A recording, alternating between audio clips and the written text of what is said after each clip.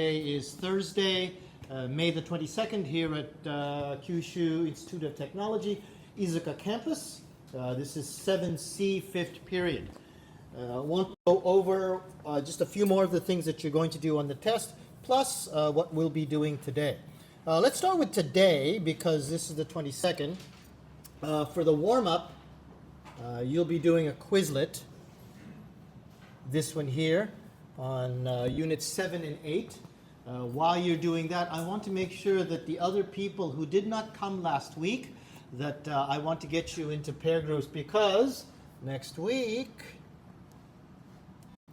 is your test. Now for this test, it's a conversation test, and you're going to need pair partners. And if you don't have a pair partner, you're not going to be able to take the test, so that's something that we have to make sure is finished today.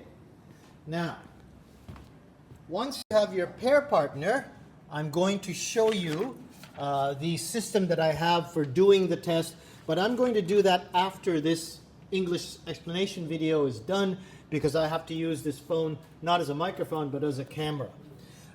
Your homework for this week is not very much. Just want you to watch this video and write up what you think of it, and then send that to the assignment. With some of these reflections, some of you are actually still typing this. I don't want you to type this on a word processor.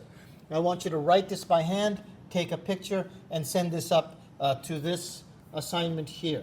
Okay? That's the only thing that I want you to do this week. And, sorry, that's the wrong one. No, this one is on bilingualism. Sorry, that was 2 weeks later. This is the one that you're doing for this week.